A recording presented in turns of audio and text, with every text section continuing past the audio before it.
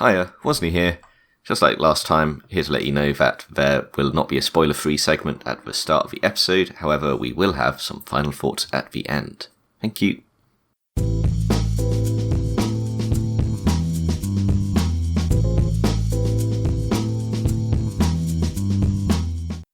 So, Necropolis.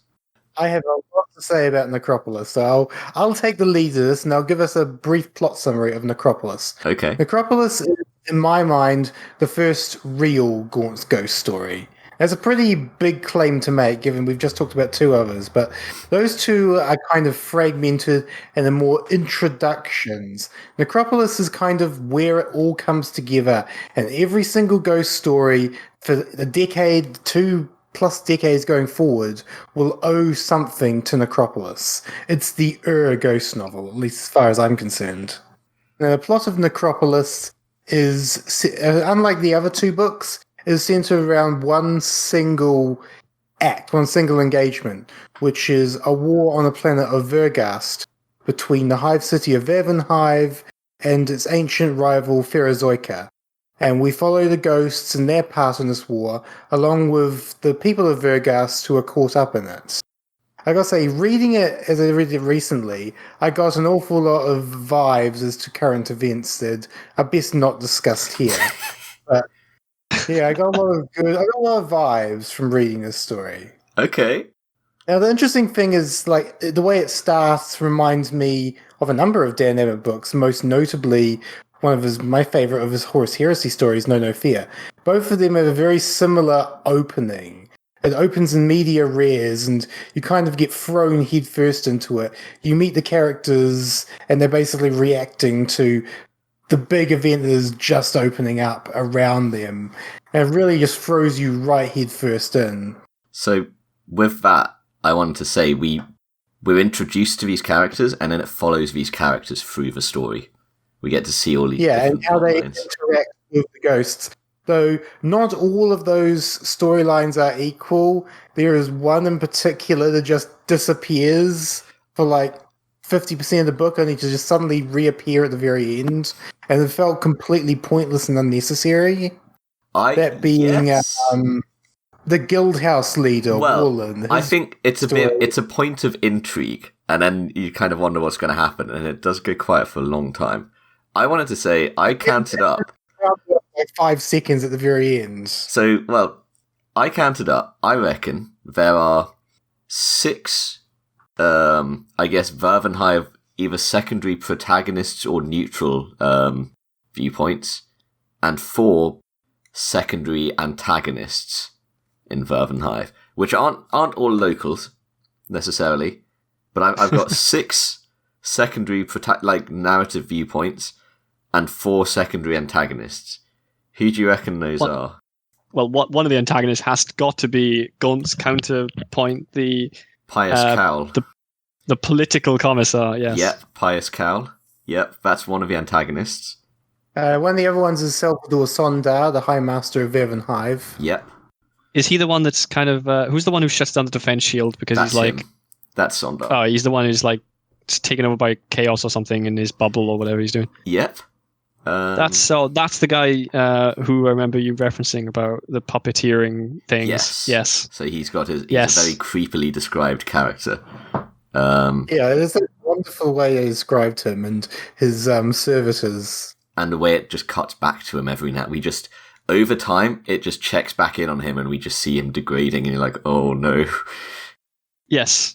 Like the bit at the beginning where he puppets that person to kill the guy who's sent to relieve him or something of duty. Yeah, that was quite amusing. And it just gets worse. Like he seems like a petulant child at the start, and then there's just this feeling. It feels like we're cutting back to a corpse that's slowly starting to rot, and every time it's worse and worse and worse. And you go, oh no. That feels like a fair description. Yeah, I didn't realize that he was so important at the beginning. I didn't realize what position he was in. I didn't realize that at the end, he would just be like, well, shut down the shields and fuck the entire city up. He shuts down the shields twice. Well, he stops them from being put up once, and then he shuts them down later. So, shitloads of people get killed in the opening bombardment. Yeah, that bit at the start is basically showing us that he has control of the shields. Why does he have control of the shields? Who knows? Because Why there is a single point of failure? Yeah, why is the single... Yeah, that's the thing. That's like saying, like... Why is the single point of defense sitting in, like... I'm trying to think how to describe it. It's like, what if the president has a button a lever he has to pull to activate missile defenses, and this can only be activated from a lever in the president's office? Yeah, but can it only be activated from the president's office with the president's authority? Yes. Well, it can only be activated by the president, so it can only be activated by the High Master. Yeah. If he doesn't want to do it, no one can force him, because this is the Imperium. The guy at the top runs everything. Yeah. It's just weird because you've got a lot of delegated authority and power. Well, he was alleviated of power. Well, yeah, until... So the guy at the top runs everything, except when somebody goes with a messenger to relieve him of power. Yeah? The guy at the top runs it through politics, because of his political position, until he has to stab someone, and then he runs it because he has power from beyond politics. Yeah. Then he runs it because they haven't sent another message yet. Right. Do we want to say the next two more secondary antagonists? We've got Sondar, we've got Pious Cowl. We've mentioned the third, which is Guildhouse leader Warlin. That's the third one. And the fourth one, who is not a local. Oh, that's Noctis Sturm. Yep. Noctis Sturm is the fourth secondary antagonist. Yeah, the Volpone leader. Yep. He's back, and he's more cowardly than ever. 6 secondary protagonist or narrative viewpoints that are not antagonists. What do we reckon they are? One of them is going to be the house leader who has the ancient sword of Damocles. Yes. It's yes. Yep, House Chas. I've just included the whole of House Chas as one. Yep. We've also got Gol Kalia, the miner. Mm-hmm. We also have Tona Crid, the gang girl. Yep, I've included that as one. I've got Gol Kalia as one, and then as another I've got Gol Kalia's family and Tona Creed. Yeah, because the first time we were introduced to the gang girl, it's from the perspective of another woman, isn't it? It's Gol's wife. Levy Kalia, that's her, yeah. Yep. Yeah, so that's 3. We got 3 more. So I've got to go through a pile of notes.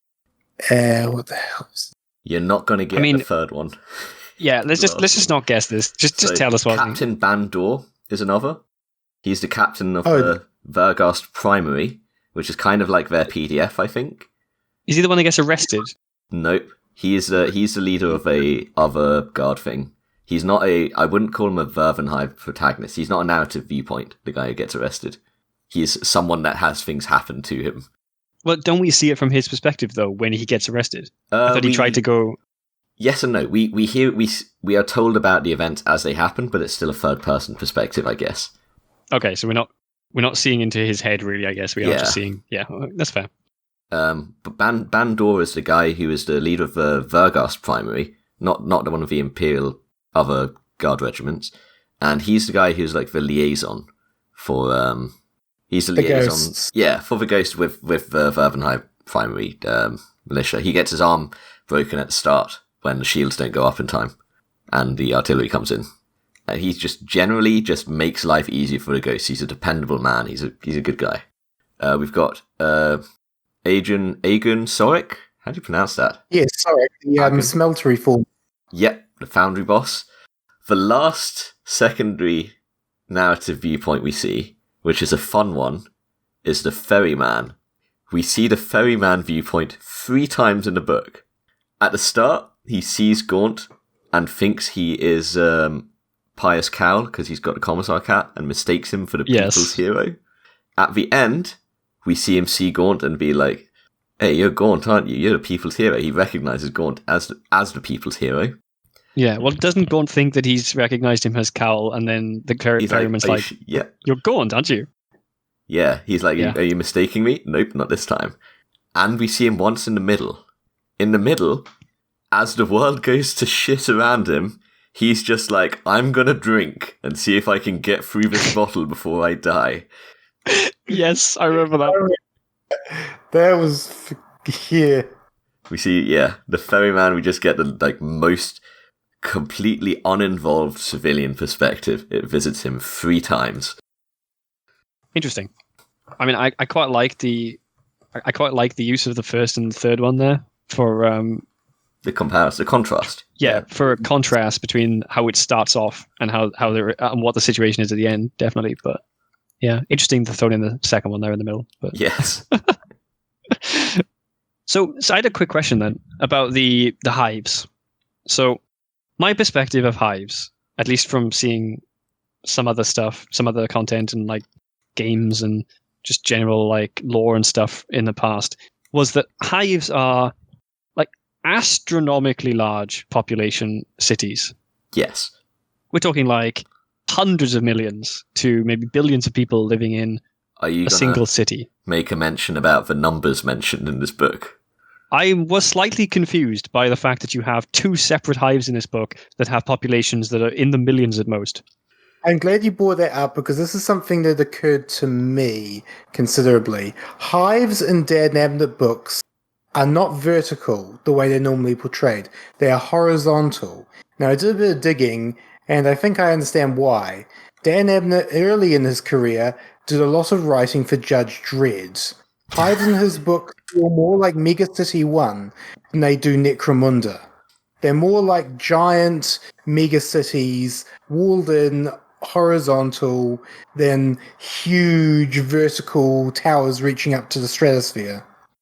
And underneath. I mean, I thought that was a sort of a hangover from the fact that lots of the siege stuff in this book comes across as like medieval warfare almost, as opposed to modern warfare. And you have like, close the gate, the enemy is going to come through the gate, as opposed to the enemy is coming over the gate because they can all fly or climb, or, you know, they have like jetpacks or whatever, because this is the future, as opposed to like telescopic siege towers and these giant praying mantis yes, very flat crab.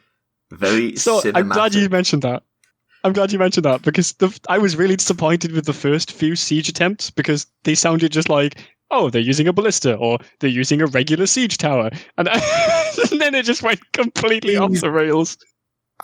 I can't wait to see you get to the Siege of Terror series because Dan Abnett fucking doubled down on that one.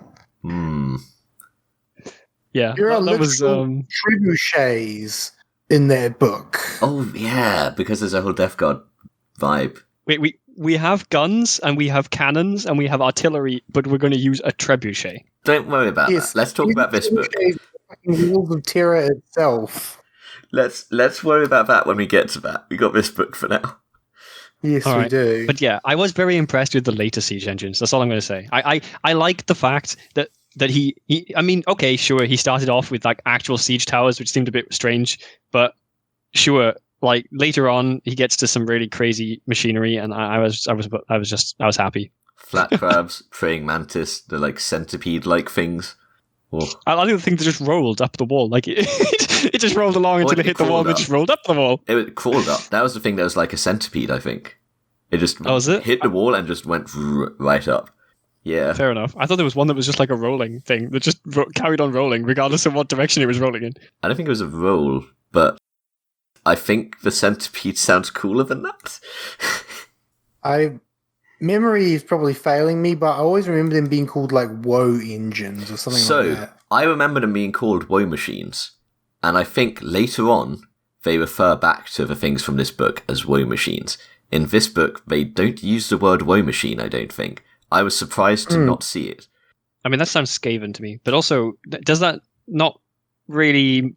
Surely these are all just like separate cultures, separate like chaos cultists. Surely all of these machineries, they don't have to be the same things, right? No, but the things this guy made, Herater Asphodel, he created woe machines.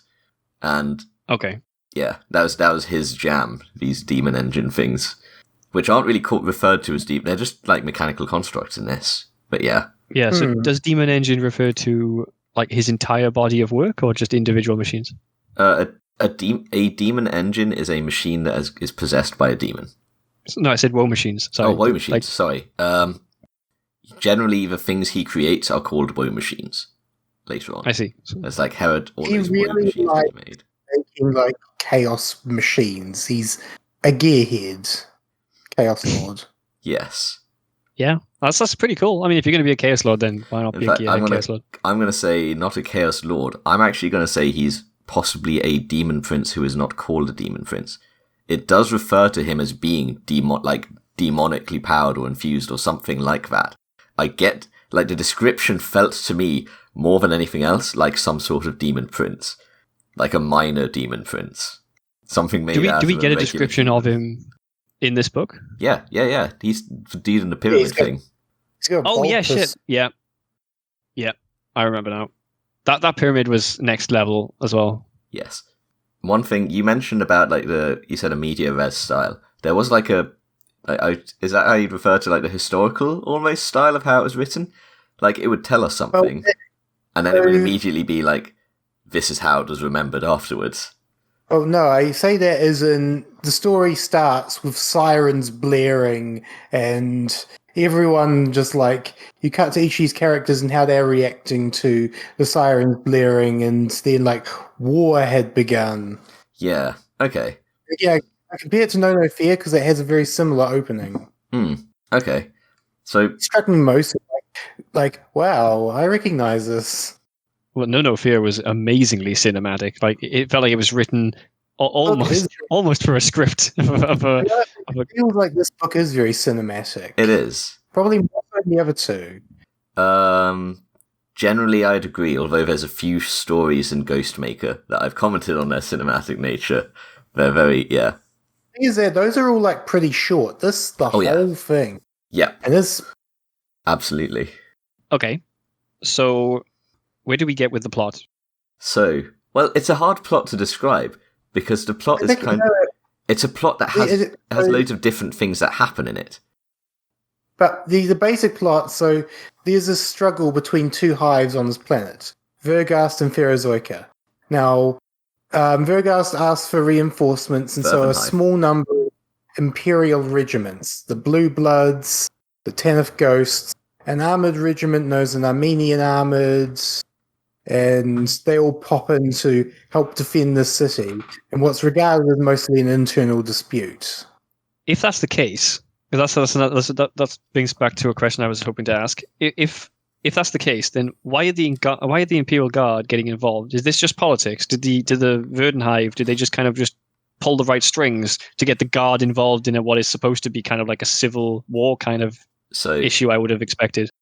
A big feature of the story, one of the biggest features, is the struggle between the internal politics of Vervenhive and the Imperium. That brings up a lot of problems later on.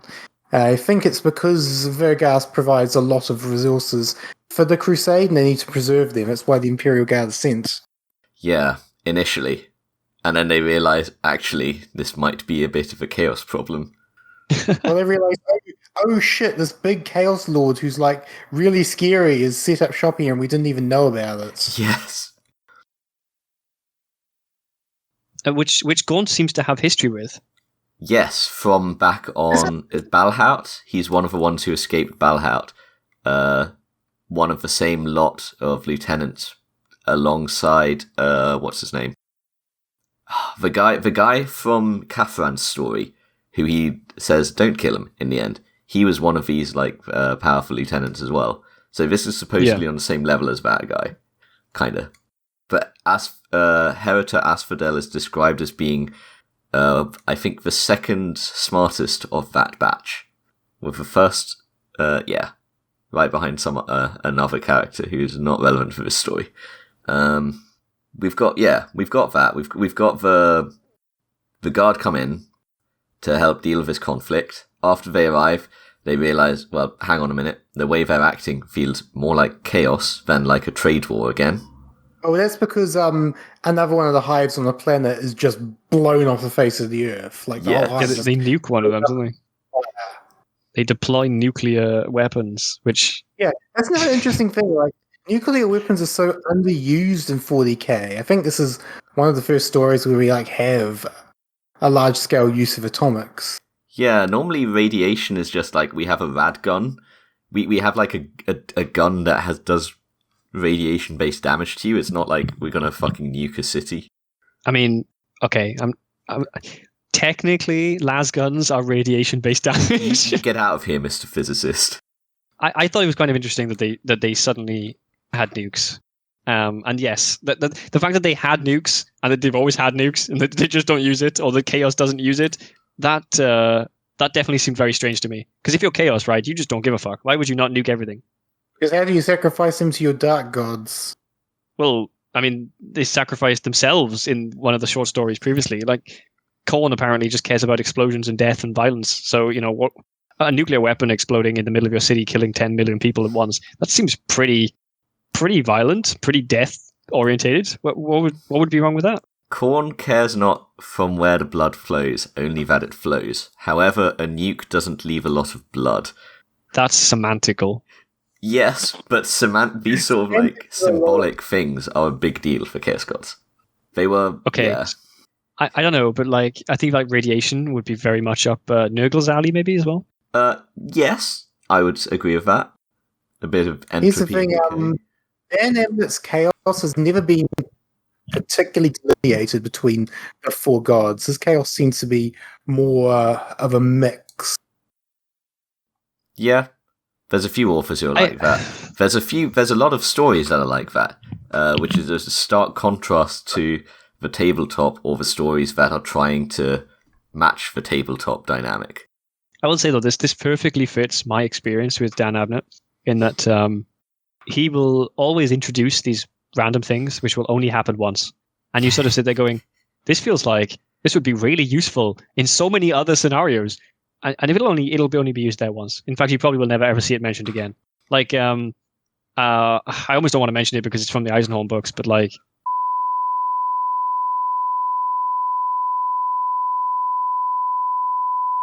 there's been cases in the previous book as well, like Larkin's scope. I feel like he could probably use a lot more use out of that against Chaos than he does if he can see the truth through it every time.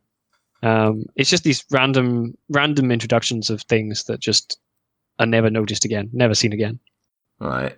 How would you describe the plot, Jim, progressing beyond the guard get there to help?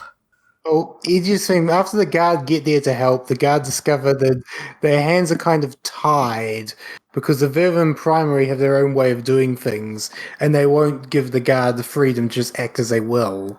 So Gaunt simultaneously got to defend the city and fight a political game with the city's defenders, aided by a few people within that city leadership, like House Chess, who are not quite on the same page.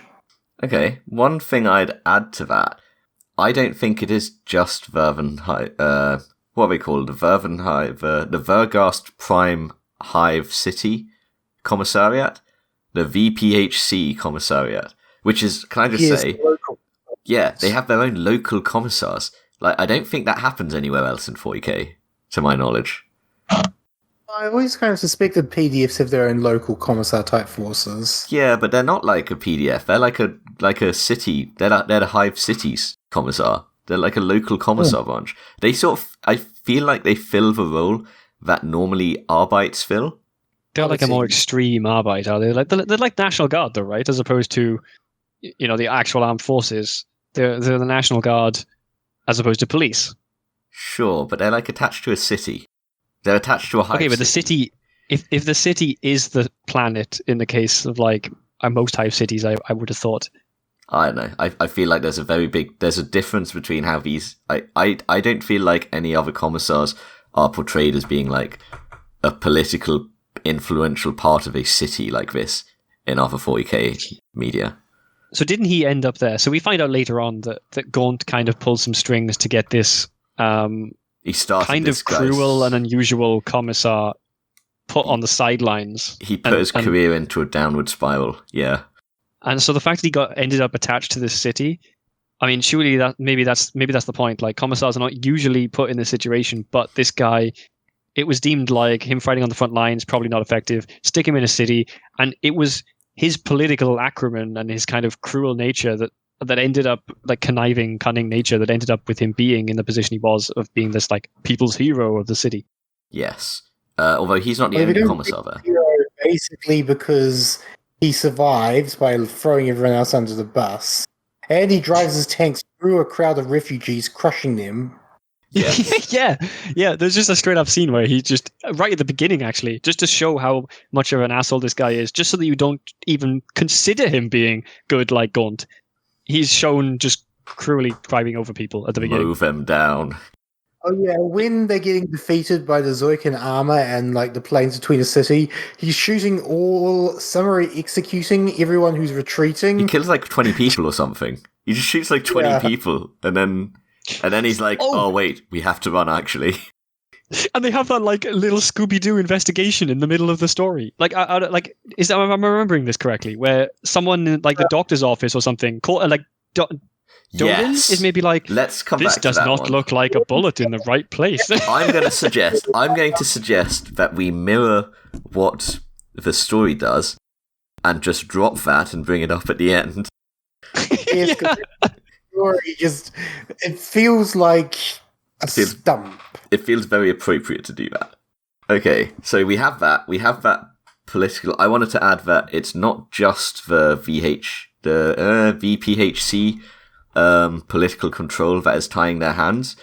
It's also not just Sturm, because Sturm just immediately goes for this plan and is like, here's what we're going to do, and like agrees it with them. So it's like all the guard except for the Volpone Blue Bloods against Sturm and the Blue Bloods and the Vergast locals. It ends so up. isn't the doesn't he explicitly send Gaunt and most of the people who would be loyal to Gaunt, he sends them on an expedition to the wall, kind of, while he's agreeing all of this strategy with the city in the background, right? Yes. Yeah, they go up on the wall and they have a little look out and they get to see people. And yes, in fact, that's a point, because the commissar there is like, you don't get to know what's going on. And Bandor is like, actually, I have access, I know what's going on, I'll tell you because I'm not an asshole. Yes. And so they have this discussion about what the orders are and the fact that Stern specifically got rid of them so that he could give this order, and it was complete, like, idiocy. Yes. And they have this discussion while they're standing on the wall. And then they find out, oh, yeah.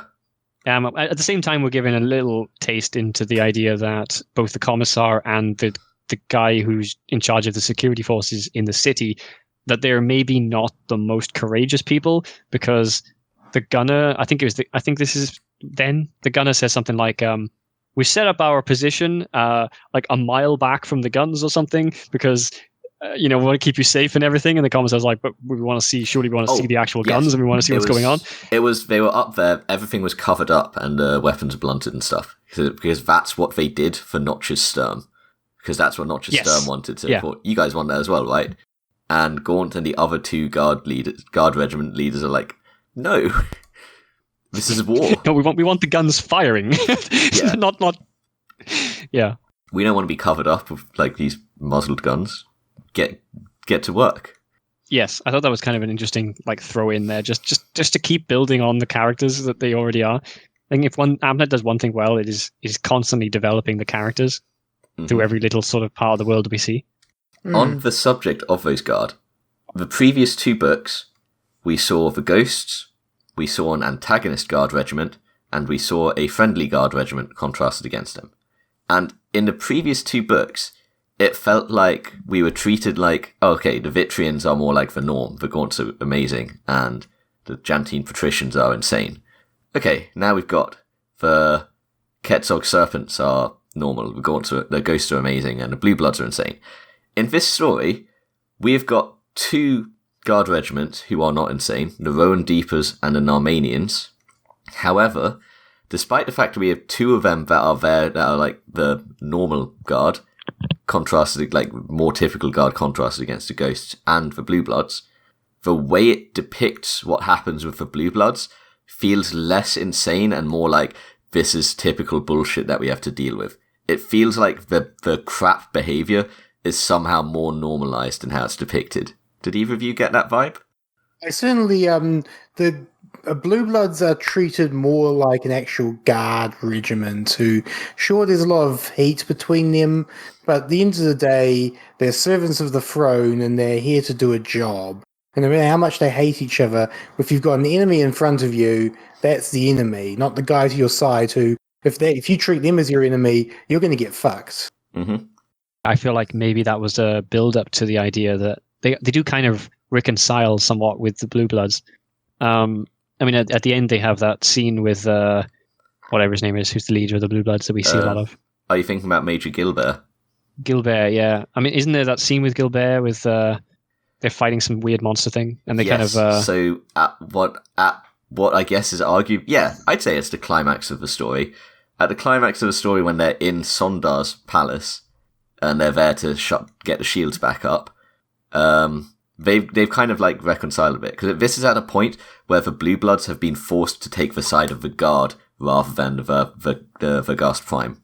Yeah, that's in the whole section, which probably one of my more interesting ones is one of the few times where issues of command and control, CC3, come up in an Imperial Guard book. So when the second Zoican assault is launched, the command and control system just completely collapses. Reinforcements get stuck in traffic jams. Grismond, he attempts to, he gets arrested by the local commissariat for trying to get his armor through out past the traffic jam. He was told, get your armor from A to B. He couldn't get to B because the road they were telling him to go on was blocked. So he takes another route around, and he punches someone in the face and gets arrested, and they want to fucking execute him. Fucking arrested.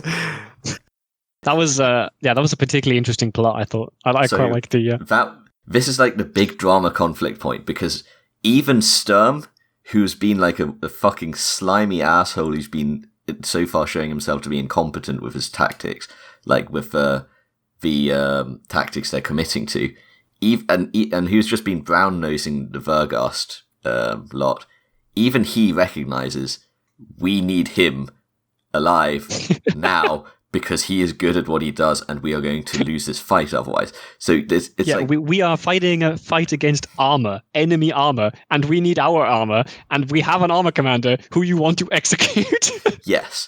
An extremely good also one. like the fact that in this one, we see Gaunt as a commissar, because the local commander of the Southern Wall defenses, who was in large part responsible for the massive fuck-up with the Voxers, he fucking summarily executes him.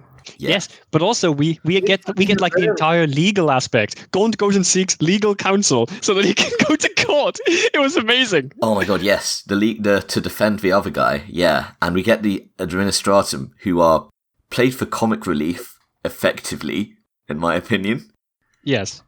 Like, get me a cup of coffee or pour me a glass of that something wine, and I will explain all of this legislation to you. Yes, the like aide who's just like mutters something. He's like, "What was that?" It was section 6748A. So like correct him quietly. And then they're there like rooting for them when they actually go to stop them as well. They're still there with them when they get into a fucking firefight. They're like, actually, a commissar can stop this whenever he wants. They're like really chuffed to be doing something so exciting and interesting after basically having the Verghast dudes walk all over them. Yeah, well, it's got to be interesting from like the perspective of someone like that to interact with a commissar, because the commissars in that world seem to have like almost unlimited authority to do almost anything they want. Mm-hmm. So the Carol and VPHC plotline, antagonist plot arc, goes kind of like this.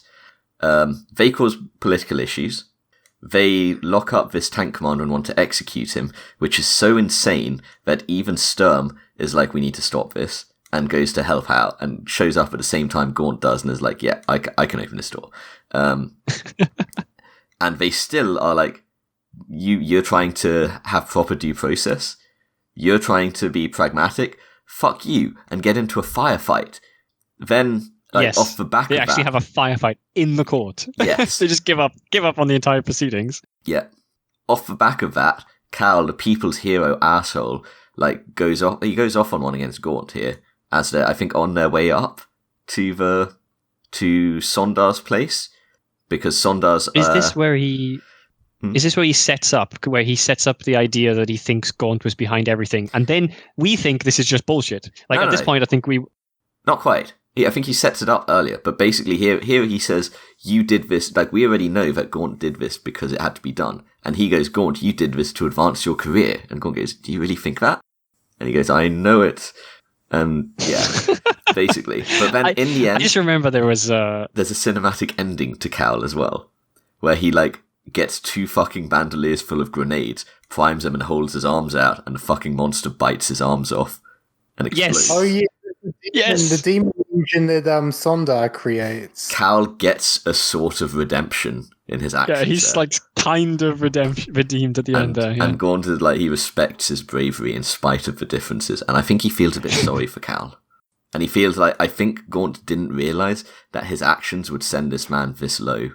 So we get to see a human element. Considering of the description of another human. Yeah, element. I mean, considering the descriptions of what Cal was doing at the time, though, when Gaunt got him sent down. I mean, we don't see the descriptions necessarily. Like Gaunt leaves us to fill in the imagination. The start of the book one of his over punishments is No, one of the he explicitly describes one of the like punishments that Gaunt thinks was too much. Like some guard does something like doesn't clean his weapon properly or something, and Cal has him like whipped 50 times or something like that. Yeah, but we see more monstrous stuff from Cal at the start. Oh yeah, just randomly shooting civilians who get in his way. Stereotypical commissar as they're kind of sketched out. Yes. He is the typical 40k like he is a stereotype of a commissar. This is what we expect from a commissar. He's a cruel man who will shoot you to keep you in line with fear. And he is that and he is not just shooting people to keep them in line. We see him in like the most unsympathetic situations behaving this way. And then he runs over civilians in a tank. I mean, it's kind of funny, really, because going into 40k books, I guess, like my knowledge of 40k was from, like, say, Dawn of War, where you could just press a button to like execute one of your units to make their morale better. And it's sort of like, so my interpretation of the commissar going in was kind of, as you said, the stereotype. So, Cole there is everything I would have expected of a commissar, but then I get the 2 40k novel series I read first were Gaunt's Ghosts, but before that was Kaifa's Kane. Yeah, you read a few of them.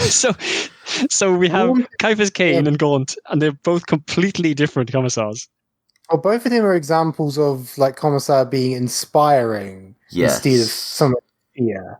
Someone who you look up to. They will lead you to victory. Mm-hmm. There's a reason that Kane and Gaunt are often compared to one another. We've talked about the I guess finishing off the actual plot, because this is hard to talk about the plot because it's just made up of loads of moving parts, which all work together like really well. There's lots of different things, but they're all really simple little bits, and it all comes together as a nice story.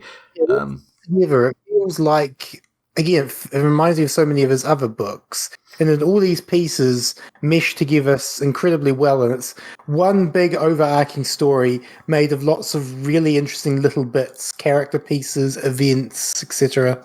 Mm-hmm. Because, for example, we have talked about how Gaunt becomes commander of the whole city after Sondar is finally dealt with, and Stern fucking deserts and tries to run off. Yes, so during the Sondar, like when they go to deal with Sondar to resolve that, it's a horrific fucking scene they're met with, and Sturm just bottles it. And this is also when they are learning how bad the situation in the city is, and Sturm is like, I'm calling an evacuation, and Gaunt goes, no, you're fucking not. Well, here's the thing, like, Sondar eventually, finally corrupted by chaos, drops the shields and just lets the city get bombed to shit by the Zoikans. So, question then.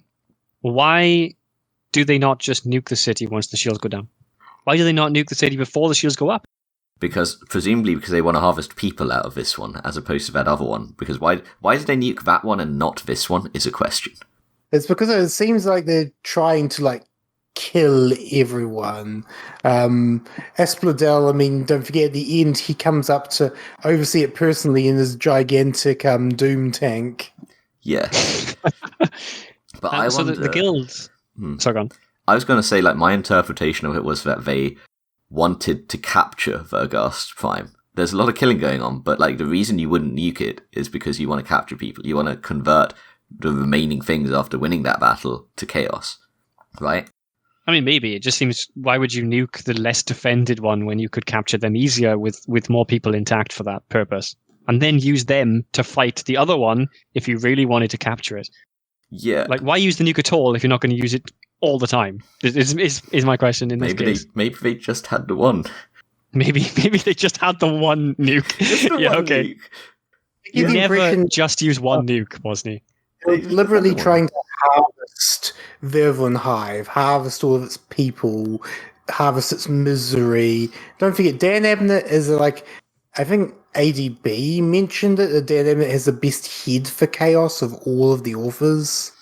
The thing you also have to it is very chaotic. You cannot presume to know the mind of somebody corrupted by chaos. That's the most amazing plot shield ever invented. Have all of your fucking antagonists be so insane that you can't possibly know what they're going to do next. And if you do, then you're at risk of corruption.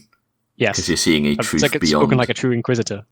You're seeing a truth beyond this world to actually understand it, which might affect you deeply, or something. The primordial truth, as it were. Don't stare into the chaos abyss.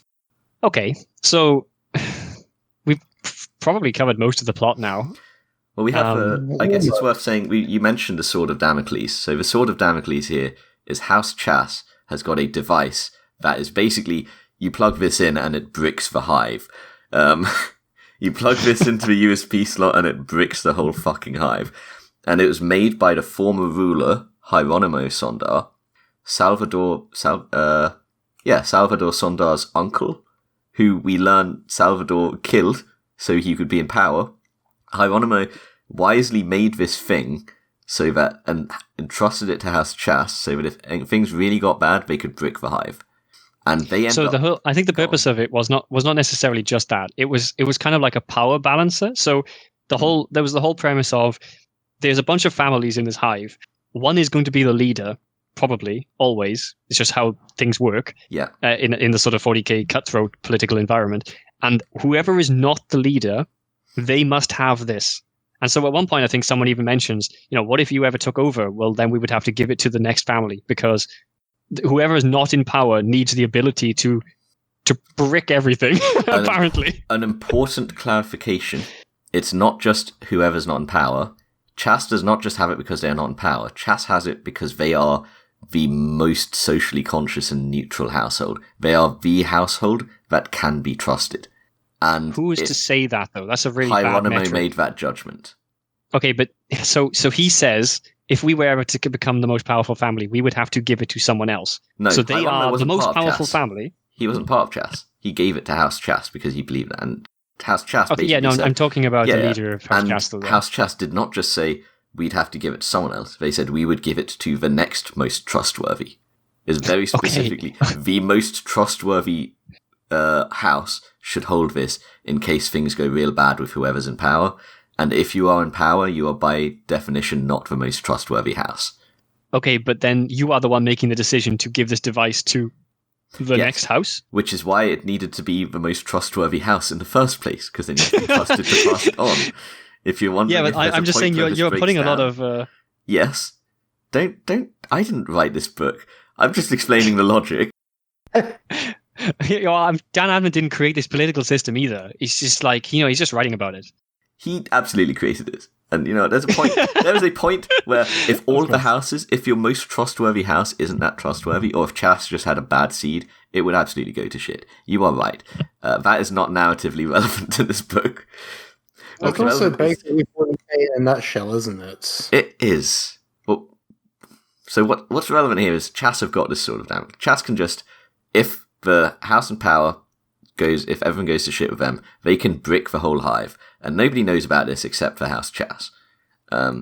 However, they don't end up using this. They end up deciding to go up and confront Sondar themselves. So when they learn about this properly, when Gaunt learns about this, he's like, well, it's too late for that. And if you'd used it, we'd be in a very bad spot if you'd bricked the hive while we were under attack. However, the magical USB stick that bricks things, he realizes, would be very handy to use inside Herita Asphodel's super tank.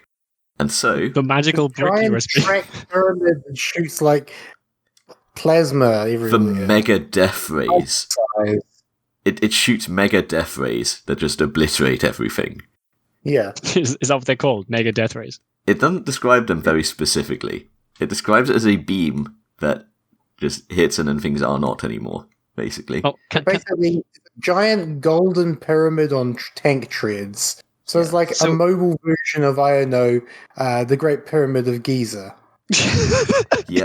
Yeah, that was pretty much how I imagined it, actually.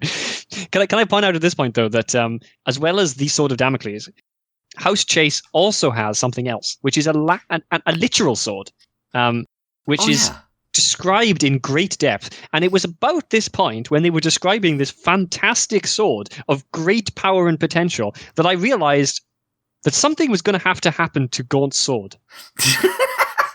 So that didn't occur to me. That's well picked up on. So this occurred to me because I had just read Eisenhorn as well. And in Eisenhorn, literally just before he finishes completion of this fantastic staff of psychic potential, he loses his other weapon. Okay. Like it's almost like perfectly timed. It's like, oh, I've got this new one. Oh, and what happened to my other one? Okay. My the one that had so much sentimental value that I would never have got rid of unless my hand was forced. I guess I've got a new one. Yeah. I guess I've got a new one. It even talks about that. It didn't need to have sentimental value, but he goes in detail. It's like, damn, yes, I had loads of sentimental value in that chainsword, and now it's gone. I know. And then he goes downstairs, and they're like, have this power sword. Like, it was like too perfectly timed. It was beyond. Yeah. So we have the first attack is fought off. We see like a bunch of perspectives fighting that off. We see the woe machines that aren't called woe machines yet. We have the second attack where shit hits the fan with command and control. Yeah, we've got command and control shit hits the fan the first time, and that's when that guy gets executed. The second time, second time. The first time they attack, it's like the first storm. There's a big attack on the wall, pushing off. The second time, there's another big attack on like 3 weak points. At the same time, command and control just fails. When you say command and control fails. That's when the general's like ordering retreat and all the comms system are broken. So the first one, they have the comms issues, right? So the first attack. No, it's the second one. Oh, the comms issues is in the second one. Why didn't they have comms issues in the first one? Because the first one wasn't that big of an attack. Oh, okay, so we have the mini attack, then we have the first big attack where things go to shit. The first big attack, the big thing. We have the first big attack. We call it the first storm. That takes place 28 days after the siege begins. Okay.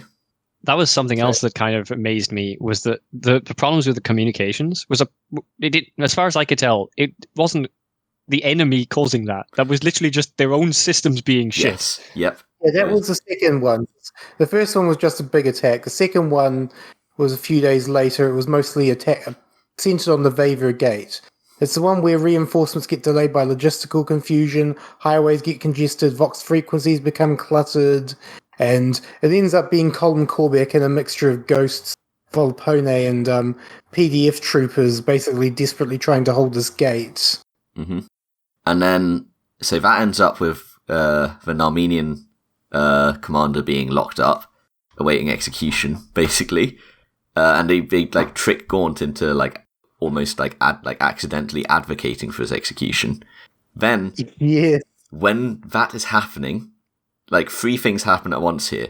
One, Gaunt realizes this is going on and like ends up interrupting the mock trial.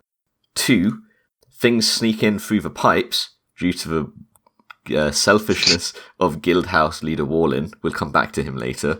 And 3, the shield goes down. So all of that happens at once. They deal with the problem with the trial. They go up and they deal with Sondar up in his palace, and they turn the shields back on.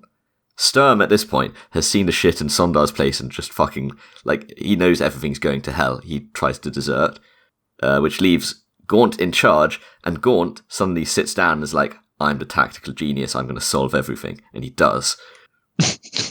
Yes? Does that sound about right?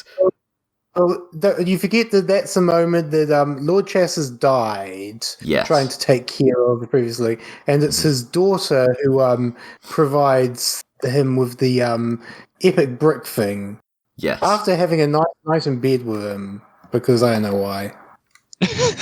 Yeah, they. So, Gaunt needed to get his dick wet. Yeah, well, I had an interesting thought on that though, in that like, so having read Caiaphas Cain as well, like I was, it's sort of like where are the women that are all like in like that are on the right level for a commissar to date, right? So in Caiaphas Cain, it's obviously an inquisitor, and I thought that's where they were going with Lilith.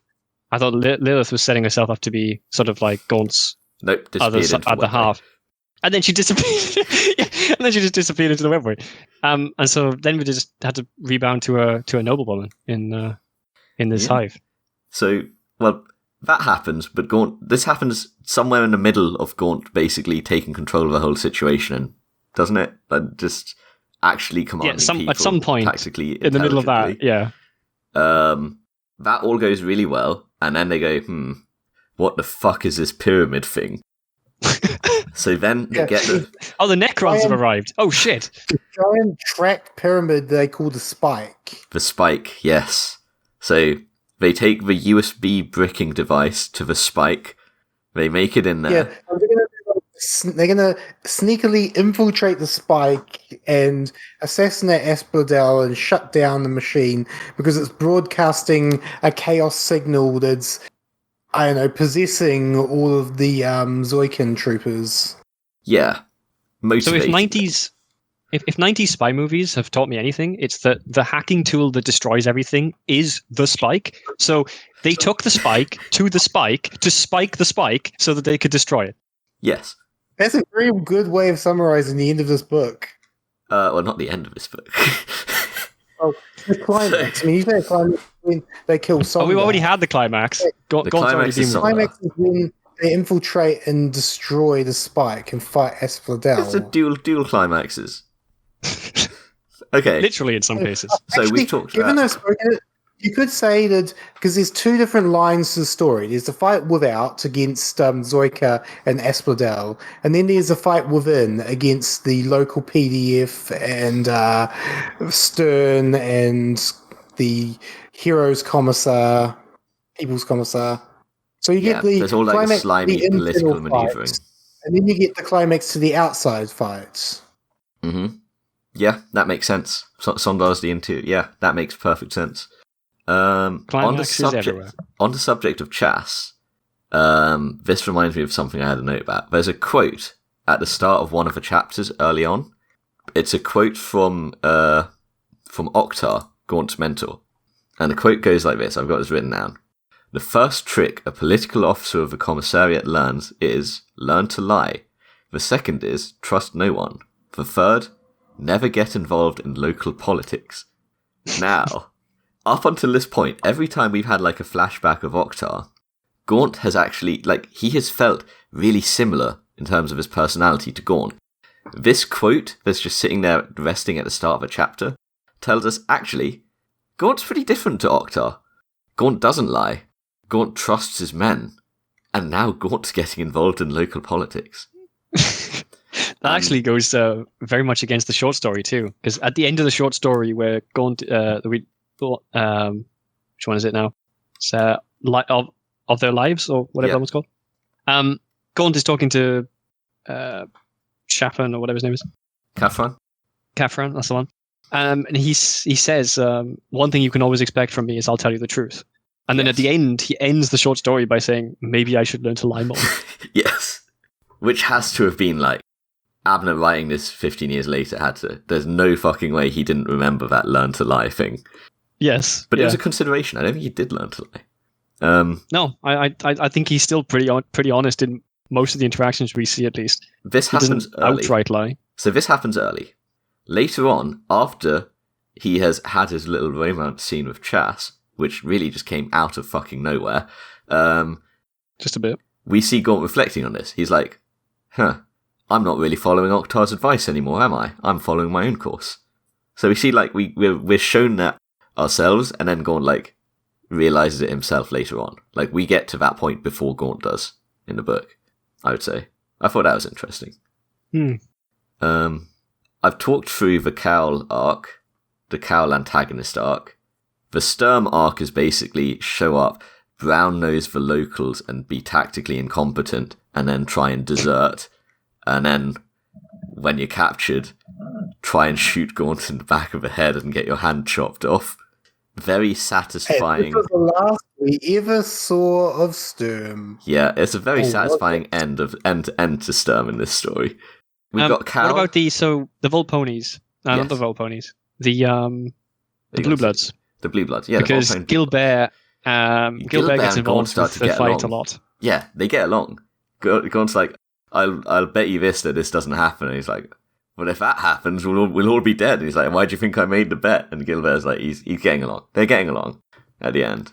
There's another Volpone officer who like gets along with Rawn, and then the second Rawn's out of sight, he's like, I want you to fucking keep an eye on them and keep them sweet. We don't want them stabbing us in the back when we're not watching. We don't want them to die. Yes. Yeah, I kind of like the fact that it felt like, the other Rawn. Yes. Yeah, Rawn meets his counterpart in the Blue Bloods. Yeah, because it's an interesting interaction, that is, because the Blue Bloods officer is clearly portrayed as being incredibly manipulative. Yes. Like when he has the conversation with Rawn, he's coming across as like 100% sincere, and then literally 10 seconds later, he like shows that it was all a facade. Yeah, which I thought, that was interesting. And we also later on, like it describes Corbeck as having like a hard time convincing him you're going to be fucked if you don't move out of there. That like happens, like it's like a minor note later on. Corbeck like struggles to convince him to back out because he's going to be surrounded during that. Yeah, and I wonder if that officer is going to turn up more because he died. I'm pretty sure he died after that. Oh, I didn't remember that. Oh, Gilby, I believe he dies in like the final assault on the city. Well. Oh well, time for the next antagonist battalion to turn up. Yeah, we have. I think antagonist regiments started to be dialed down after a while. Well, let's deal with that when we get to that. We've got. What have we looked at here? We've looked at the overall story. It's now a good time to mention. Final thing, which is the final thing we mentioned is like the fight between Espladel and Gaunt inside the giant pyramids. There are some very cool things mentioned in that pyramid. There's these like Darkstalker bodyguards, and then there's Asphodel himself, and both are very horrifying sounding. It's weird because there's a picture like. It was a Inferno magazine which had like illustrations of Necropolis. And its illustration of Espladel makes him look like he walked right out of Warhammer Fantasy. I mean, there's probably quite a lot of stuff in 40k that, at least from just a simple description, you could argue would fit relatively well into Warhammer Fantasy. So I feel like the second they get a gun or power armor, less so, but otherwise, yes, with Chaos themes. I mean, I wouldn't even say the power armor rules it out entirely. You know? It can look very armor and power armor can look very different. Well, I mean, so the Chaos Warriors in Warhammer do not look like they have power armor. Fantasy. They just have heavy armor. They have insanely heavy armor. Yes. Either they are they're already massive inside, clearly. Between having heavy armor and having power armor over them.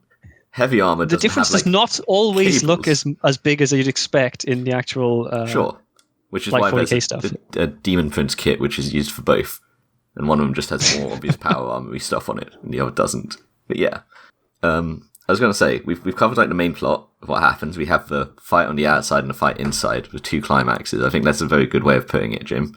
We've got we've covered what happened with House Chass. I mentioned Captain Bandor is one of the narrative viewpoints. He mostly just ends up with Gaunt for most of the story, being incredibly helpful. Gol Kolia, the miner, and also Agun Sorik, those two end up making their way out and being in scratch companies involved with fighting towards the end. And both of them, we see them like doing their best to try and, like, one of them just wants to be doing something useful. The other one is motivated because he thinks he's lost his family. Yeah. And we have Tona Creed. I think that was there. Kalia's the one who's lost his family, and Sorik is the one who just wants to do something. Yes. And then we have Tona Creed, who ends up with Kathran, who has the patience of a saint. Yeah, this girl's been stealing food from the ghost stores, and he basically I guess tames her is a bit too hard. Yeah, I get what you mean. But, like, yeah, he's like, Jesus Christ, Catherine, she's trying to stab you. She's, like, repeatedly punching you in the face. And you're just like, no, stop. Wait. That's not very nice. Please don't do that. He doesn't even say that. He is very patient. And then he ends up basically not being a soldier and instead just running around trying to take care of her and the 2 kids while the fucking war's going on. Yeah. Well, he has to do something in the story. Yes. But it's again like they're like really playing up Catherine as the human element, like as here's the human element of the guard. Although it does feel a bit jarring that he doesn't actually do his job as a soldier much for like almost any of the fucking story. He doesn't seem to act like it's he just what are you doing, Catherine? Don't you have a job to be doing here? No, he's a cute girl and her kids, and it does talk about like it's like, oh, that beautiful girl, you know. He's like really fucking simping for her here. I think he falls off from being the guard very quickly. But like I think the previous stories as well, they kind of portray Catherine as the one who wasn't jaded going into the guard.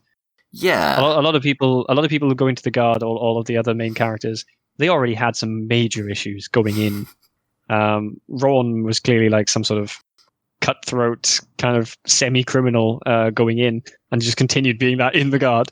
Yes. But like Catherine's obviously the one who seems to be the most innocent going in, I think. Mm-hmm.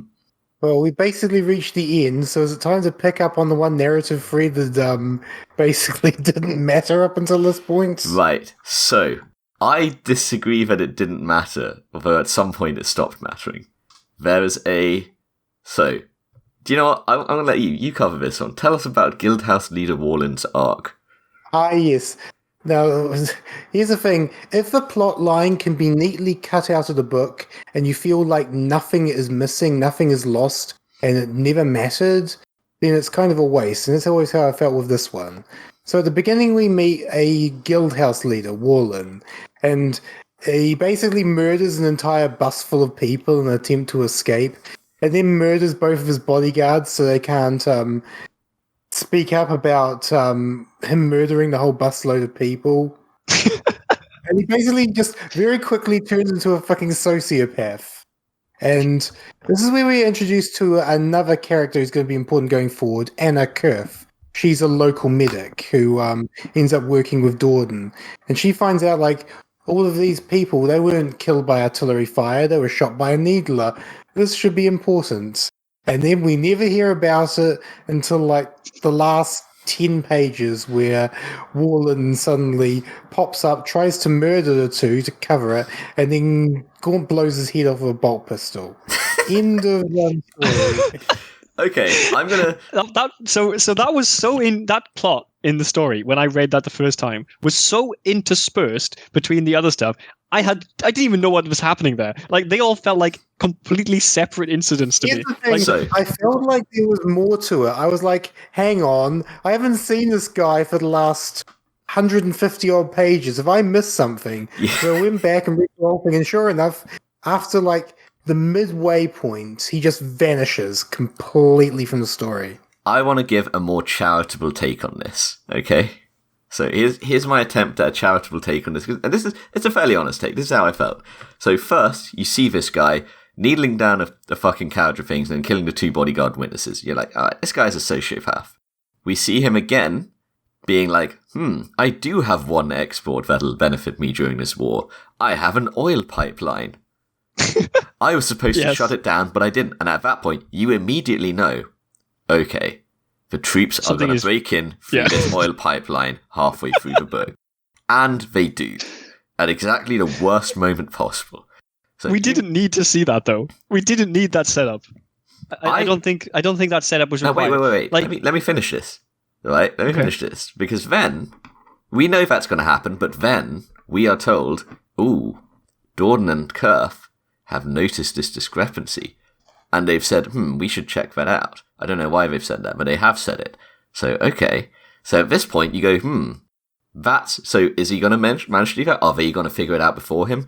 Probably not, but maybe they sort of interact in a weird way, or maybe they learn about it and, like, manage to help like mitigate the effect of it or something like that. I don't know what's going to happen. It's a mystery. I'm intrigued. What is going to happen with this Warlin plotline? So now we go like a third of a book with no mention, and then Varl notices, what the hell? These guys who are in behind our lines somehow are all covered in oil. They probably came in through one of those pipelines. What? But those pipelines are supposed to be blocked off. And you go, okay. So now there's going to be maybe some kind of a reckoning with this guy. But what's going on here? I can't remember if it happened before this or after this. We see Warlin going and seeing reports. Like, he's requested, like, can you answer some questions about this? We notice something about kneeling on. Maybe you know something about it. And he goes, I gotta clear out some more witnesses. So now we're going, oh shit.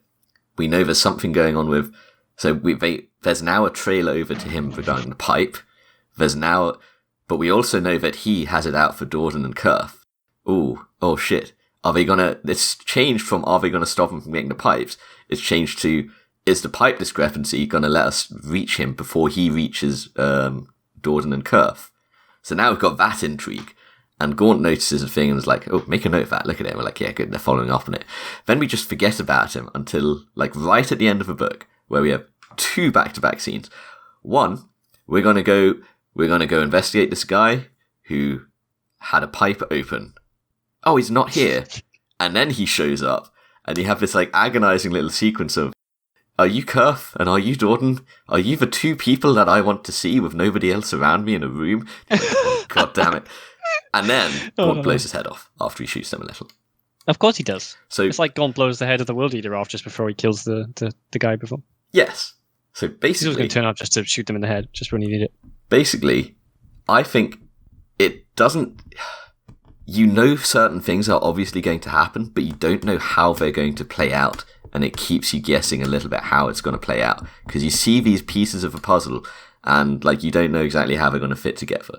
Granted, I've said all of this charitably, and I felt that way about it during the whole thing, and then right at the end, it was like, oh, I guess it was all a setup for Gaunt to have like a cool like moment.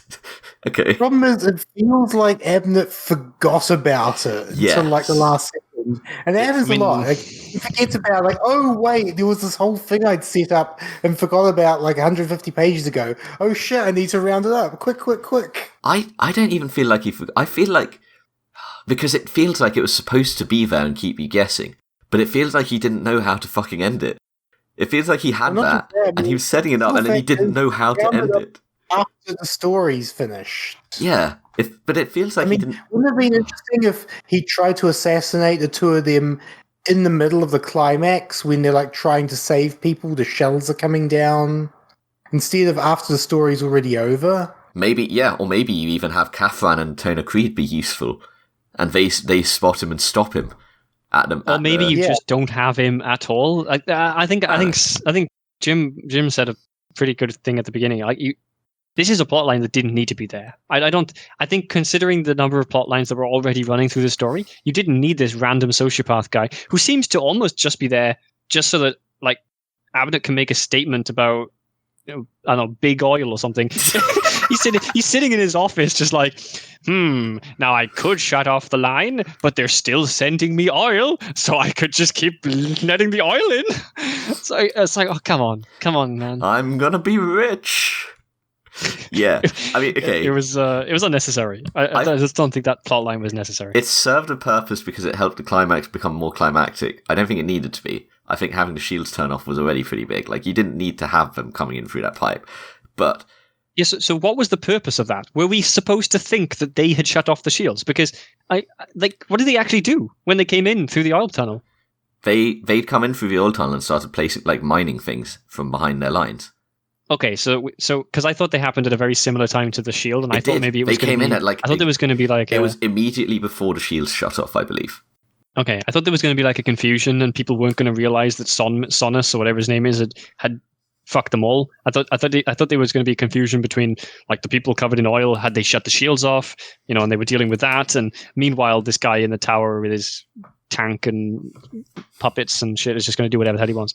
No, it's just like adding to the climax. To be honest, the more I think about that now, like it was already a climax without them breaking through there. You didn't need the pipe for people to break through. So, No. because you already had the whole Commissar thing going on and also Sondar at the same time. And Sturm to Zert. Like, all of that, like, the fact that they break through the pipe actually ended up being fairly inconsequential. I don't know, I feel like the purpose of that was to keep you guessing. Because you knew certain things were going to happen, but you didn't know how they were going to play out. And I think it's unfortunate that when it got to the end of that, it didn't play out in a way that really felt satisfying for what you'd been dragged along through. And yeah, I think it basically, the fact that you go half the book with no fucking mention of it, like, and then it sort of drops on you as a brick at the end. It was a bit weird. Yeah, it's also unfortunate that, like, I feel like in Gaunt's Ghosts, there's no tension around the main characters. Like, you know, you could sit there going, oh, is Dorden going to die? Is he going to kill Dorden? Like, is this a thing? And I don't think so. I don't think the main characters are going to die like that. At least not in Gaunt's Ghosts. Yeah, okay. I think, do we have any other thoughts on Necropolis? Necropolis also shares a common feature of many of Dan Amber's books, in that it feels like it just suddenly ends. Like, yes. The ending just feels like this was... I'm reminded of the ending of Dangerous Men. No, it's not that bad. It's not quite that bad. It's not that sudden, but it does have a feeling like he just, this is the amount of pages I've written, and he just ties everything up at the very end quite... I would never say crudely or clumsily, but... abruptly. It feels like he's basically rushing the last few pages to put a neat bow on everything. It is very abrupt. I just want to say I can't believe we've just, in our first episode of this podcast, well, it might be the third when we get through editing, made a fucking Dangerous Men reference. God fucking damn it. I was going to say, this would be the perfect time to just cut the podcast. And then it's going to be books that I'm going to compare to a number of the bad movies I have watched. I know there's one book I'm going to compare to Ryan's Babe. I promise you that. Now you have to guess which one it is. I'll think about that. Okay. Yes, you have to think about that. So, one thing, it does kind of do what a lot of Abnett books do, which is it looks around, like it goes to the end, and it's like the story has reached this point now. And it does kind of go to an end, because you get the whole, like, the roundup, here is how it all got rounded up at the end, with everybody, but all the Chaos Forces were demoralized because that signal had been stopped. And then you get a little bit of, like, slice of life snap about, and then it drops in and Warlin and Gaunt blowing somebody's head off, and then it just ends. But I mean, Gaunt... a lot of Abnett books do end with that. We're going to pan about and see what different characters think, and then stop. I mean, Gaunt gets made the leader. Common. I mean, I can think of 5 different Dan Abnett books that all have that same ending. It's, I don't know, it's sort of, it feels like it was rounding up, because I mean, Gaunt gets made like the big machismo, and he gets the magic item, which, you know, had been sitting there, but we weren't sure how he was going to get it, but it's probably because his other sword was going to break. And then I thought you meant he was brick. actually the spike, no, not the brick. The USB spike, the one that we'd seen Chas like looking at and being like, "Ooh, this amulet." No, I remember the mystical sword that just suddenly was introduced to the story just so that the main character could have a mystical sword. It's just a power sword. It's a very nice looking power sword. Yes. But yeah, okay. I feel like, are we done with Necropolis then? I think that's everything. I can't hear anything else. All right. Well, with that in mind, let's move on to our last few short stories. The next one being In Remembrance. So, In Remembrance. In Remembrance is a comfy little story set around the end of Necropolis. It's after the siege of Vervenhive, but before the end of a book. So the book ends with this thing we should probably have mentioned, which is the Consolation Act, which leads to a whole bunch of the Vervenhive characters becoming part of the Gaunt's Ghosts, which is a big deal. It's a very big deal. A lot of the most important characters going forward are introduced in Necropolis and become part of it, like Kalia and Crid and various others. Yeah, yep. Also important because at this point the Ghosts have lost absolutely ridiculous numbers of troops, and they wouldn't really be big enough for a regiment anymore. But thanks to all the biggest knights that join them, it doubles their numbers in a stroke. Yep. Yeah. Because it turns out they liked the Ghosts when they signed up for the Guard. So, Well, they signed up specifically to serve under Commissar Gaunt, wasn't it? I thought that was a lot of them. that's actually mentioned in the short story too. Yeah. So in Remembrance it is set after the siege, but before the Consolation Act and before they've finished sweeping up. I think as the Consolation Act is brought in, but before we know what's going on with that properly. So it follows a sculptor who's been commissioned by Chas to do a sculpture of commemorating the ghosts, and he's shadowing them. He ends up saving them on patrol. By the end of the story, he feels great respect for the Tanith, but doesn't feel the statue does him justice. Yes. Okay. So there's yeah, it's an interesting plot. Worth noting as well that the sculptor is sent explicitly to commemorate the ghosts and Commissar Gaunt. Very much Commissar Gaunt, because he was sent by Lady Chas. Yes. It has to be Commissar Gaunt that is commemorated for... I think Chas probably wanted a nice statue of Gaunt and didn't get it. Yes, I think that was very much what was happening there. Yeah, it's kind of... I thought it was quite a good story. I quite liked it. It was nice. We got to see... One thing I noticed in it, we have information that we're party to that the ghosts don't, and we get to see a lot of them make wrong predictions. And that sort of clued me into something here, like Abnett does here. He has characters get inconsequential things wrong. I feel like a lot of books I read, especially Black Library books, characters are either morally wrong, or it only addresses things they know that they have reason to know. You don't get to see them guess and get things wrong that don't matter a lot, and it makes them feel very human. You get to see people who are good people just get things wrong, and it's just silly. Yeah, no, I can. It's just quite an interesting. Yeah, it's quite an interesting thing to note because, as you said, it gives more character to them as a whole. Because until that point, it feels very, I guess, wooden. If they're only ever stating things that are very much obvious to both the reader and them having happened in the story, if that makes sense. Yeah, we get to see them react to the Consolation Act and make predictions rather than just react to what's actually happened. They don't just react to people who've joined. They react to, do you reckon they'll join? Nah. So I think that's nice. I guess it's also pointing out how unlikely it seemed that would happen. Yeah. That a regiment would just add a bunch of sort of refugees almost to the... Yeah, we see people's different takes in it, and they're not bad people for having these takes, but some of them are distrustworthy of them. The information they give, it's not feeding us information about the situation. It's not telling us plot, it's not telling us who's joining. It's telling us about the characters, what they say, Yeah. Yeah. And also an interesting perspective of someone new to the ghosts. So seeing them all for the first time, he notes Corbeck and Bragg and several of the characters get new descriptions, almost like a fresh take on. Yeah, it's also a fresh take on Vervenhive, because this is somebody who wasn't actually at the siege. This is an outsider's take on the aftermath of the siege, which is kind of cool. Yes, yeah, that's a fair point too. We also, you mentioned this before, we have that little scene with Rawn, where Rawn's you can't die, I need you to be alive so I can kill you myself. Oh, such a sundering. God damn it, Rawn. Rawn, you fucking get a goddamn. Yeah. He's got a weird process of grief going on, where he's in denial. That was quite funny. And you get very worried for the guy. Yeah. If Gaunt hadn't fucking woken up at that moment, that guy would have been in deep shit. Yeah.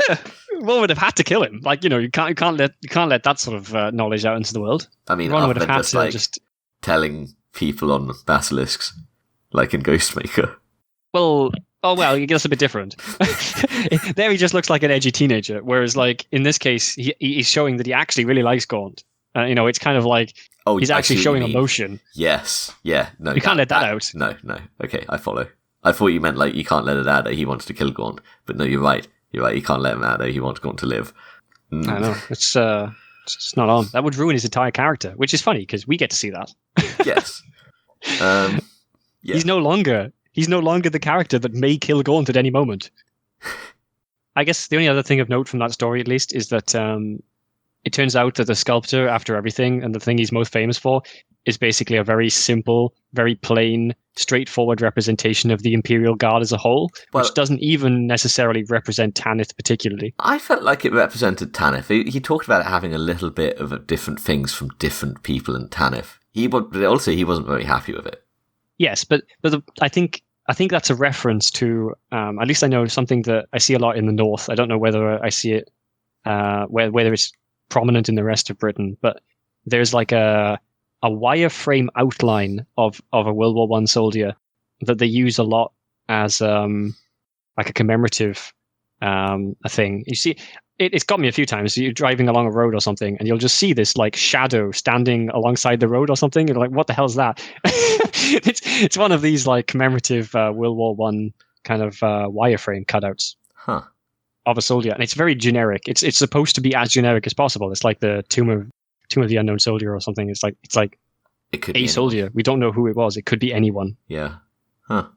I thought that was the general idea of it, because he does say something like there wasn't even much Tanith about it or something like that. It was. Fair enough. Yeah, that makes sense. But yeah, that's any other thing I had to say about that, really. Yeah, that's a good observation. Jim, any thoughts on In Remembrance? I've got nothing to add there. You two have bleed it pretty white. Fair enough. Then we've got one more to look at, which is Vermillion Level. Vermillion Level is, as mentioned before, it was going to be the fourth Gaunt Ghosts short story, and instead became First and Only. And they released it later as its own short story, saying, we could see what might have been different, and the substance of the story doesn't really change, but there are one or two differences, and I think the differences are interesting. Did either of you notice what they were?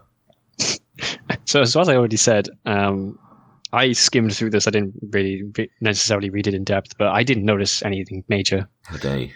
Jim, did you spot the difference? No. Okay, so there's two differences. One of them is completely inconsequential, which is Farade's name changed to Rail. I don't know why they changed his name. His name seemed fine in that story, and it's fine in First and Only. I don't know why they changed it. The other thing was, the story did not have the Jantine patricians in it. It had Gilbert and the Volpone Bluebloods. Ah. Now, do you remember how earlier I said I'm going to bring this up when you least expect it? So, this shows that when he first wrote Vermillion Level, he had Bluebloods in mind for it. And when he decided to make First and Only, he clearly looked at that and went, you know what? The idea of these Jantine, of the antagonists of this story, I have a different idea in my head for them than I have in my head for the Bluebloods. So he could have just written in that, kept that as Bluebloods, and he made a conscious decision to instead create the Jantine patricians, which I. It's also worth noting, though, that he then had to change this to be a standalone story. So it could have been the point that he said, right, well, we are going to have this antagonist regiment, but we need them I want them to die at the end. I want the ghosts to defeat them, and ghosts and their allies, obviously, the dragoons joined them. Completely died. They didn't wipe out the Jantine. They're still a regiment, I think. Okay, but they did lose a lot of them. Yes. They were basically completely crushed by the dragoons. That could have been a thing with the Volpone Bluebloods. They could have done that.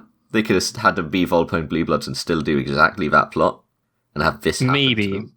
If he had any mind for Necropolis as well, though, I feel like it would be hard to come back from literally fighting head to head and getting completely wiped out to being potentially an ally regiment going forward. But at that point, you could make a new regiment up for that. I mean, he kind of did. Here. He just did it in reverse. Yeah, but that's my point here. At this point, before that, when he thought he was just writing a single story, First and Only, he went, I could just have this be the Volpone Bluebloods, the ones who already shelled them with artillery in this other story. I could just have more animosity with them. Instead, I have a different image in my head for who the antagonists are here. And he chose to create the Jantine patricians. I mean, I guess this goes back to the chronology of it. When did we say that First and Only fit into the chronology of the short stories for immediately after the campaign where they got shelled by the Bluebloods. So they actually could have easily fit in there. Yeah. Okay. I don't know if that's where it fit in the chronology at the time he wrote it, but that is currently what the chronology is. Okay, that's interesting, I guess. Maybe he just liked the idea of the Blue Bloods better. Maybe he wanted a more throwaway faction. Well, you can't say the Blue Bloods are throwaway, given that Nick Kime has written an entire novel based around them. Yes, very recently. That was my. He released that was my point. Yeah, I see what you mean. So he wanted the Jantine to be more throwaway. He wanted the Blue Bloods to be more, I want to be able to play with these later. Yeah, Maybe. exactly. Yeah, okay. Don't know if that's what he was thinking in 1999 when he... Curious to see what Nick Kime does with the Blue Bloods. Because I haven't got high expectations, I really don't. I've read one or two shorts on them that he's done in some of the anthologies, and they were not as... they weren't too bad, I thought. I don't know. We'll get to them. This is Nick Kime we're talking about. Never mind that. All right. Okay. Well, I think that's the tail end of all this. We've looked at all of this, so now it's time for closing thoughts. What do we think about these stories overall, about this set of stories? They're foundational. They're foundational for what has to be the second biggest single story arc collection in the Black Library, other than the absolute Leviathan that is the Horus Heresy that we'll get to someday. Yes. Yeah, that's a good caveat. It's the biggest 40k series. It is. It might be the most consistent, I think. Most relevant, definitely. I'm just wondering, maybe the Ultramarines Iron Warrior dual thing competes with it for size, for length. I'm not sure. Probably not. Yeah? The Ultramarine what, sorry? Ultramarine Iron Warriors. There's like a dual thing going on there. I'm pretty sure there's not as many books as there is for the Gaunt's Ghost series. You're probably right. Yeah. What are they at now? Like 18 or something? I think it's... Hang on. I think it's 15. I could be wrong. And some anthologies. Okay. Yeah. Oh well, there's plenty of Gaunt's Ghost books left. Oh, we've got a lot we can do in the future. Foundational is a good description. Because foundational, because a lot of stuff is built off this, isn't it? Well, not just the Gaunt's Ghost. As we pointed out earlier, this is the foundation point for the Ravener series. You mentioned this before. I'm not convinced that this was a name pull of Ravener. I think it's the other way around. I mean, you just wanted to have an Inquisitor character, and you went, I named a guy over there. I mean, he already had an Inquisitor character. He had Eisenhorn. Yeah. Either way, yeah, this is. I guess it is foundational in another sense as well, because as noted, this is first stuff released in Black Library. Yeah, there'd be a lot to follow on from this, but these the three main books were kind of the first real Imperial Guard novels. And what a start point! There will be a lot of Imperial Guard novels to follow, but Gaunt's Ghost will remain the point from which all others will be compared. Yeah. Yeah, and I mean, from an outsider perspective, I guess, I felt they were really good novels in their own right, without necessarily being a part of the 40k world. They just, it felt like it was a relatively complete collection. I mean, as you said, the third one ends abruptly, and it does follow on then into the fourth one. So, oh yes, I think once you've read the third one, you should, if you're not wanting more, then I don't know what to say. Yeah, you kind of have to. Yeah, the story continues very, very smoothly into the fourth one. Mm-hmm. And of course, beyond this, I mean, we've just done 3 of 15. There's a lot we can do in the future. Yeah. All right. So I think generally positive. Will not be an Imperial Guard story, will it? The next one. Well, before we come to that, recommendations. Would we recommend? I feel like I know the answer. Do we really have to ask you? If you're going to read Black Library books, you're really going to be reading Gaunt's Ghosts. This isn't something optional. This is kind of foundational. Yeah, I can agree with that. Like, even if you don't like Imperial Guard, it's such a good book. Like, the first book, I think you don't need to read more books than just the first one to have, like, a good time with the first one. And, like, you've mentioned that, like, seeing the character studies of a second one gives more context and is nice. I can agree with that. But I think the first one works really well as a standalone in its own right, and if you want to dig your teeth into a series, then it's also good. I mean, yeah. It sounds like from Jim's perspective, this is not so much a recommendation, but a command at the end of a bolt rifle. Like, there will be books which have considerably more caveats to a recommendation from me, but we'll get there. Yeah, this is solid. We've had complaints, and they've been like, well, this was a bit weird. They've been like nitpicks or like curiosities, not detriment. Other than maybe you don't seem impressed with Orlin. My main complaints with Abnett's writing is just that it feels like he does make liberal use of some tropes, and he has very obvious tells after a while that seem to be giveaways to his own plots, which is not ideal. We'll get to those as we get further into his stuff. Yeah. And we'll see the tropes of other authors who have very similar tropes they lean on when we get into other authors. I mean, there's no better way of starting an Abnett, really. Yeah. Oh no, definitely. And I feel like that's these are early convenient books. that Black Library did that as well, isn't it? Yeah. Starting with the best. Very nice of them to start with this. So should we end the podcast in Abnett fashion and just cut it here?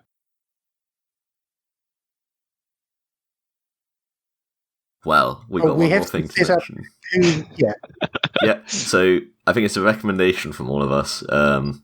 Only thing to note is, next time, we are looking at the Space Wolf books. So we'll be reading Space Wolf, Ragnar's Claw, and Grey Hunter, which make up the Space Wolf omnibus. Written by William King. Yes. He was written some influential lore for 40k. And Grey Hunter happens to be the very first 40k book I ever read. So I'm looking forward to revisiting that part of my childhood. Alright, well, that's us. Thanks for listening. Thanks for enduring us.